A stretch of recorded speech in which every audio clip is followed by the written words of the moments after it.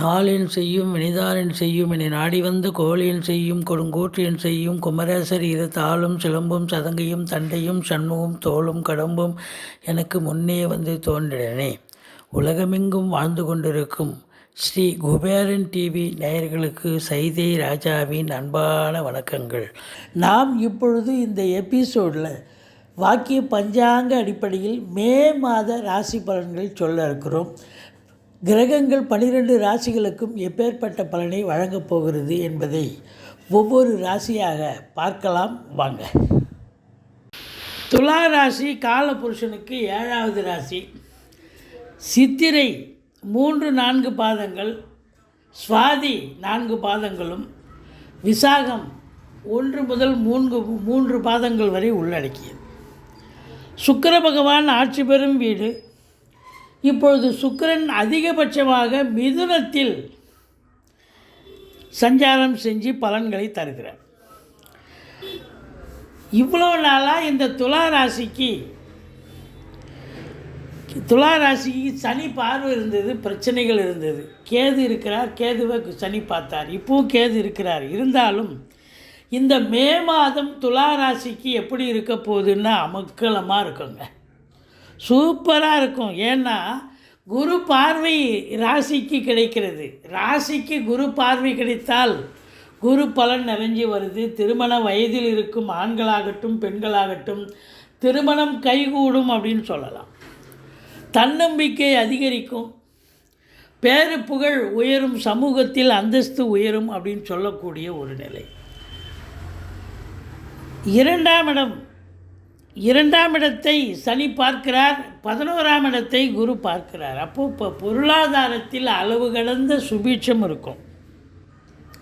11க்குடையவன் 15 நாள் சூரியன் 7ல் உச்சம் பெறுகிறார். அதுக்கப்புறம் 8ஆம் இடம் சென்றாலும் உங்களுக்கு 11ஆம் இடத்தை குரு பார்ப்பதால் பணம் பல வகையில் வந்து பையை நிரப்பும். தொழில் ரீதியாக, உத்தியோக ரீதியாக உங்களுக்கு இந்த காலகட்டங்கள் சிறப்பான மாதம். இருந்த போதிலும் 2ஆம் இடத்தை சனி பார்ப்பதால் கொடுக்கல் வாங்கல் செய்ய வேண்டாம். நீங்கள் வேலை பார்க்குற இடம், வீடு, தொழில் பண்ணுற இடம், நட்பு வட்டாரம், சொந்த பந்தம் எல்லா இடங்களிலும் கொஞ்சம் எச்சரிக்கையாக தான் பேசணும். ஏன்னா சனி பார்வை குடும்பஸ்தானத்தை சனி பார்ப்பதால் குடும்பத்தில் சண்டை சச்சரவு, வீண் வாதங்கள், தேவையில்லாமல் சண்டை வரும். கொஞ்சம் எச்சரிக்கையாக இருந்து கொள்ளுங்கள். ஆனால் இதில் ஒரு கிஃப்டான ஒரு விஷயம் என்னன்னா, 3ஆம் இடத்தை குரு பார்க்கிறார். 3ஆம் இடம் தனுசுவை குரு பார்ப்பதால் கம்யூனிகேஷன் பாவத்தில் வேலை பார்க்குறவங்க சிறப்பாக வேலை பார்ப்பாங்க. பிபிஓ, சாஃப்ட்வேர், ஹார்ட்வேர், தபால் தந்தி இலாக்கா, கொரியர் சர்வீஸ், விளையாட்டு வீரர்கள், வீராங்கனைகள், நடனக் கலைஞர்கள், ஸ்டண்ட் கலைஞர்கள், பின்னணி பாடகர்கள், இசை அமைப்பாளர்கள், இசை வல்லுநர்கள், சினிமா மற்றும் தொலைக்காட்சி பிரிவில் பணியாற்றக்கூடிய பணியாளர்கள், நடிகைகள், டெக்னீஷியன்கள், எடிட்டர்கள், கேமராமேன்கள், புகைப்படக் கலைஞர்கள் அத்துணை பேர்களுக்கும் இந்த வாதம் வேலைவாய்ப்பு இல்லாதவர்களுக்கு வேலைவாய்ப்பு கிடைக்கும். வேலையில் இருக்கிறவங்களுக்கு மேன்மையான ஒரு காலகட்டம். எடுக்கின்ற முயற்சிகள் சக்ஸஸ் ஆகும். இளைய சகோதரம் இருந்தால் அவரால் உங்களுக்கு ஆதாயம் உண்டு.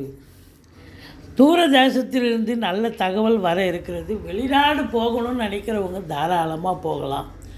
7இல் இருக்கும் ராகு பகவானே உங்களுக்கு அதை செய்வார்.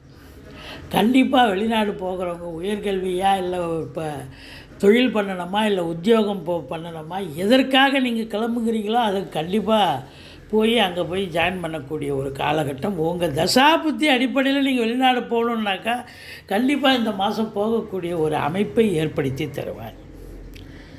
இது நாள் வரைக்கும் 4ஆம் இடத்தில் இருந்து சனி பகவான் இப்போ 5ஆம் இடத்துக்கு வந்துட்டார். பூர்வ புண்ணியஸ்தானம். அப்போ பூர்வ புண்ணியத்தில் ஏதாவது பிரச்சனைகள் வரலாம். அதாவது வாங்கி வச்சிருக்கிற சொத்து பத்துக்களில் பிரச்சனைகள் வரலாம். மற்றபடி குலதெய்வத்தின் அனுகிரகத்தால் எதுவும் தலைக்கு வர்றது தலைப்பாயிட போகக்கூடிய ஒரு நிலை. 7ஆம் இடத்தில் குருவே இருக்கிறார். 4 கிரகங்கள் இருக்குது. சூரியன் 15 தேதி வரைக்கும் இருக்கிறார். அதுக்கப்புறம் சூரியன் ரிஷபத்துக்கு போயிடுறார். அப்போ பார்க்கும்பொழுது 3 கிரகங்கள் கடைசி வரைக்கும் அந்த மாதம் முழுவதும் இருக்கிறதால, குரு இருக்கிறதாலையும் ஒரு மேன்மையான ஒரு நிலை, கணவன் மனைவி ஒற்றுமை, நண்பர்கள் ஆதரவாக இருக்கக்கூடிய ஒரு நிலை, சொத்துக்கள் விற்பது வாங்குவது தொடர்பில் இருக்கும் அன்பர்களுக்கு நல்லதே நடக்கக்கூடிய ஒரு சூழல். மற்றபடி உங்களுக்கு சுக்கிரன் 9ஆம் இடத்தில் அதிகபட்சமாக இருக்கிறதால யோக பாக்கியங்கள், கலைத்துறையில் பணியாற்றக்கூடிய அன்பர்களுக்கு யோக பாக்கியங்கள் நிறைந்த ஒரு காலகட்டம். 2க்கும் 7க்கும் உடையவர் நீச்ச பங்கம் பெறவில்லை செவ்வாய்.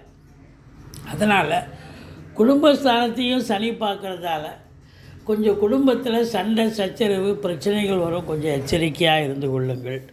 மற்றபடி 10ஆம் இடம் அப்படின்னும் பொழுது தொழில் ஸ்தானம் எப்படி இருக்க போகிறது அப்படின்னு பார்த்தீங்கன்னா, தொழில் நல்லா சிறப்பாக செல்லும், ஒன்றும் பயப்பட வேண்டாம்.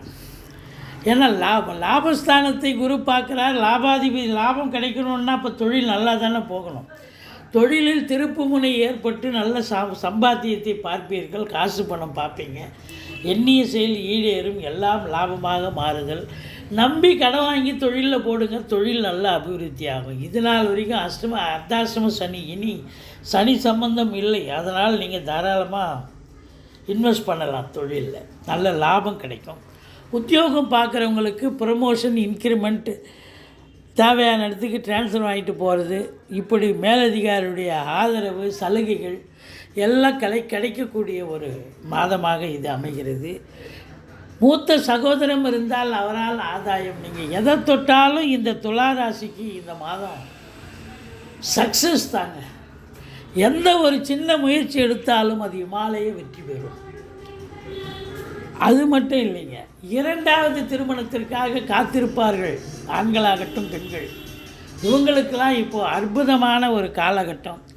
திருமணம், அதாவது பேச்சுவார்த்தை நடத்தி திருமணத்தை முடிக்கக்கூடிய ஒரு அமைப்பு அப்படின்னு சொல்லலாம்.